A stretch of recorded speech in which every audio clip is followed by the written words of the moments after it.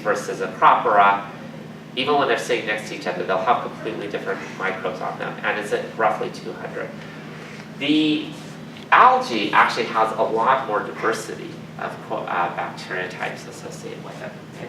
And it and if you just like guesstimate, it means that there's just like a buttload of different bacterial species if you go across the coral reef, right? This is like only the coral and the algae, and you can imagine all the other surfaces. It also looks like the algae are holobionts in the sense that they've selected up a certain set of bacteria to live with them. Okay? There's a little bit of controversy of this right now because Eric's data is showing that there are some times when a CCA can look more like a turf algae, right? So it may not be as clean cut as we've got before with the coral part of it. Okay. All right. So this is this stuff, and this basically leads to this question of how did the holobionts respond to changes? And you guys all know this. The only reason I point it out again is that I want you to remember that there's actually fairly good, actually a lot of support for this, that putting humans next to corals really leads to coral diseases, right? And we think the main drivers are these organic matter because of release of algae from top-down control by the fish, as well as the nutrient additions which favor the algae, we think, okay? And then, of course, there's the global things of increasing CO2, and this would, of course, affect temperature and pH, though in the studies I'm going to show you, we didn't do a great job with that. Okay.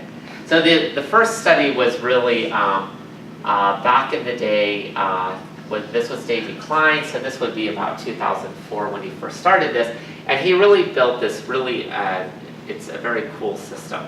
So what happens is that you put a coral in these little tubs, okay? And there's a nubbin of coral there, and then you wash water over it continuously. So there's a continuous flush of water across it. So it's 20% water change per minute, so it's really fast. And this is just grabbing water off the reef, so this is like real water. And then just as the water comes into, like up here, there's actually a distributor that sucks and adds a treatment right to it, okay? So what that means is that there's been no pre-adaptation by the water to the nutrient or to the additions that you're putting in it, right? So it's only happening right at the face. It also means that the cup, the water in the cup has never really had time. So it's only the stuff living on the coral that has the change, okay? Where did he do this? So this was all done in Panama, okay. Right, yeah. And this is actually, see these little holes in the dock we built?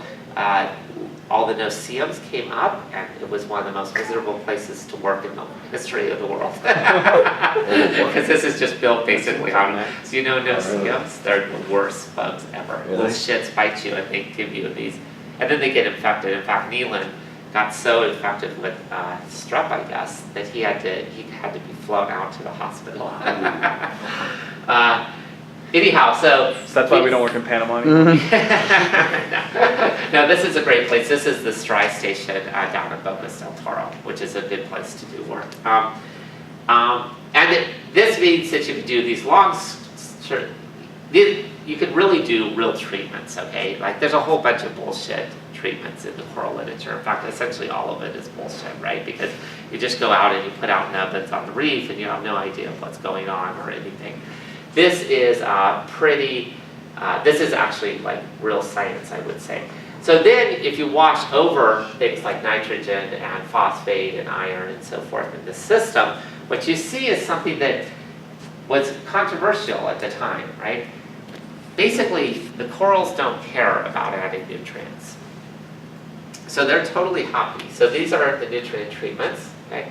They're fine, here are your controls, okay? The only thing that they seemed to cause any really noticeable death or anything was organic carbons, right, sources. And that included, this is actually particulate organic carbon. It doesn't really matter if it's a real carbon or not. These are off, by the way, these, just so you know, these numbers are off by 3 orders of magnitude because of something that got screwed up in the figures. So remember, these are always much lower, okay? So this is just mortality and bleaching associated with these treatments is always organic carbon. It really, the coral itself doesn't care that much about adding extra nutrients and stuff. It doesn't mean that those things don't change the reef's behavior. What it means is that the coral holobiont itself is not harmed by extra nutrients. Okay.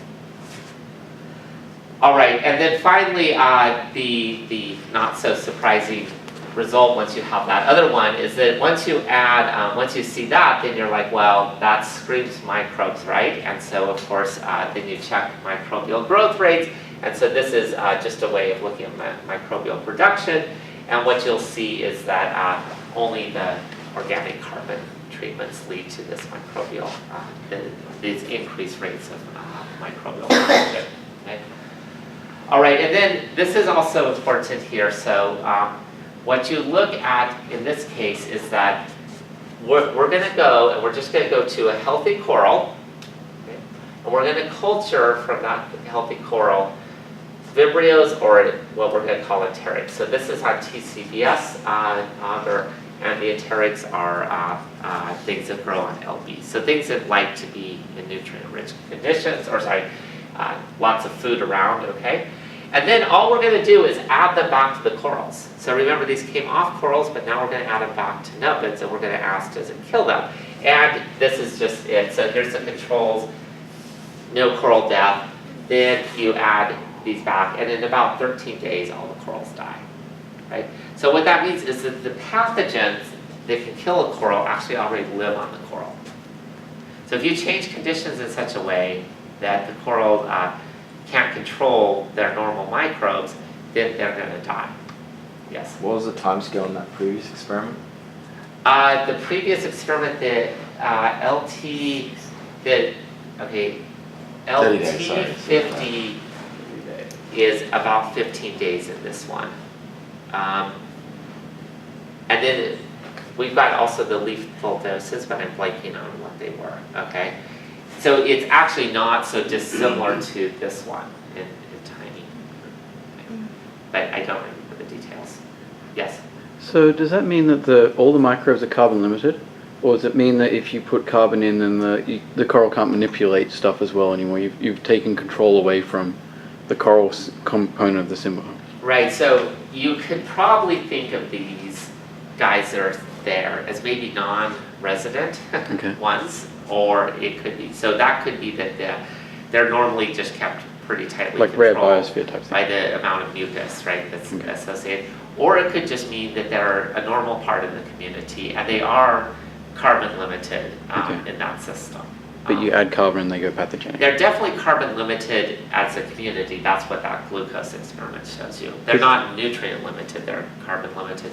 That's important for stressors, because remember, stressors fuck completely with the way that they produce mucus, right?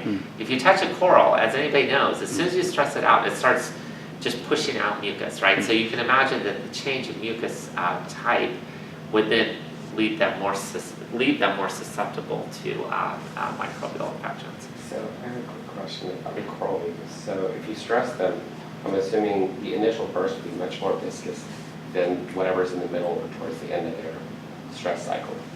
Right, so the question is how does the viscosity change over the stress cycle? And it really, I'll bet you it looks, so what we've seen by microscopy is almost exactly what they see in the human system, right? There's like a layer of sticky stuff, right? And then there's the wavery layer above it, right? Okay, right. But then if you touch one, it goes all wavery, right? It becomes that liquidy stuff. And some of the corals tend to have like really thick mucus, let's say. So like if you take a diploria, the mucus is like probably that thick. Like it's a noticeable layer, okay? If you take acroporas, they have just like almost their stringy mucus all the time, right? In fact, you'll see it sometimes. It'll be like coming out of their mouth, and it'll have like bits of oxygen stuck to it from the photosynthesis. So just look at a coral. Yeah, Jeremy. Did you do this with the non-pathogenic control? How do you know it just wasn't abundance that killed them? Right, so this is we've never done it with a remember, these aren't pathogens, these are Right. plural associated Right, things. but But we've never done it with, so if we haven't put like SAR 11 at like an extra, right? Yeah, no, we've never done anything like that. But there's no way SAR 11 is gonna kill them, right? You need something that is growing relatively rapidly, I think, for this to work. Can I ask just one more question? Yeah. So with the Davy Klein graphs before, Uh-huh. how after 26 hours you saw the mortality go up, I was just curious about whether, if it is carbon limited and you know they get that carbon within 26 hours, are there data after that point where maybe adding nitrogen would be a problem, Right, or so adding they don't phosphorus? cause disease. Remember, the disease you don't see till like a fairly long 15 period days later, out, okay, yeah. But you see the breakdown in the relationship with the microbes Really, occur yeah. before, Okay. right? They start growing. So it's like everything. We deal with our microbes growing pretty rapidly at different points, right? And it doesn't kill us, right? So it's much more of I always envision is a much more long-term effect, right? Everybody wants this to happen in a day. It doesn't happen in a day. Yeah. Is this done in a sterile environment? So I'm just thinking about the algae control, certain of that track machine. Right, well, yeah, it's not sterile. There's a ton, at that